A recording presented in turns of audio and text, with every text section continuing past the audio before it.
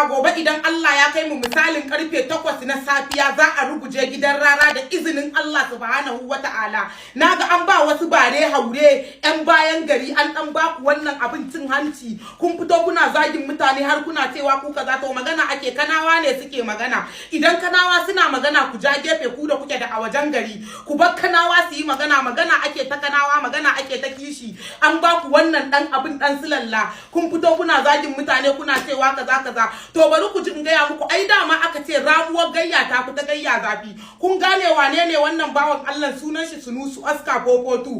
Kun gane wannan wane ne Naziru sarkin waka. Kun gane wace ce wannan Murjanatu Ibrahim Kunya ce take yin wannan bidiyon. Su lokacin da aka sa su wanted gwamnati tana neman su duk ba ai magana ba, sai yanzu da ibtila'i ya fado kan rara. Idan ba ku sani ba ku sani, wannan mutumin rara yana ɗaya daga cikin wanda suke da masaniya akan cewa za a kama Sunusu Aska Popotu, saboda a lokacin shi dan kwankwasiya ne. Yanzu lokaci ya jiwo, ai ni wallahi bana wannan gwamnatin, amma ban taɓa ƙaunar Ganduje naji ya burge ni ba sai a daidai wannan lokacin da wannan abin ya faru tukunna. Saboda ai da bai yi haka ba ya tabbata kenan ba shi da adalci a cikin gwamnatinsa. To yanzu ya nuna mutane cewa ya san me yake yi kuma yana da adalci, saboda zai yi amfani da gaskiya a wannan lokacin. Nan aka zo aka kama Sunusu Aska a cikin ƙwaryar jama'a, haka aka tozar da bawan Allah na aka kama shi aka yi gidan dan kanda da shi. Haka Naziru sarkin waka a kotu gata nan da take nan kotun nan ta nan Zuro, haka aka kama shi ma aka yi mai kamun kaza kuku aka tafi da shi,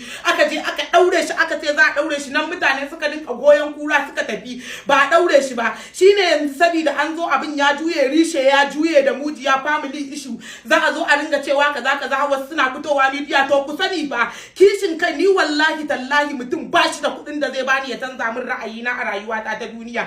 Wannan abin da ake abu ne na kishi ake yin sa, kuma bare babu ruwan ku wanda ba ɗan Kano bane ba ku daina sawa mutane baki a cikin sabgan nan. Idan ba haka ba bakin zagi kuka fi ni ba. Kun san cewa ni ma ba maguziya ce ta bugawa a jarida laushi nai, saboda an yi min faɗa daidai yadda kamata. Har mahaifiyata ta shiga cikin faɗan da aka yi min akan zagi a media, shi yasa ne laushi ba wai ban iya ba. Kai kuma wancan dan Daudin, billahi allazi la ilaha illa huwa, in ka ce da ni za ka yi taka ce ta zo ƙarshe a cikin social media din nan. Bari in gaya maka, dole a kama rara yanda aka yi wa kowa wannan abin, dole shi ma ya je hannu abin da ya aikata. In banda gayan nan ya raina mana hankali, cikin garin mu fa ya zo ƙwaryar garin Kano State yake zage mana manyan gari. Duk manyan garin da suke a cikin garin Kano ya riga ya zage su, yanzu ya tako daidai da shi wanda ba zai kyale shi ba. Shine to idan ya isa kai da kake shigowa ka tare mai, da ban yi niyyar yin wannan magana akan rara ba, amma tun da ka sa baki a ciki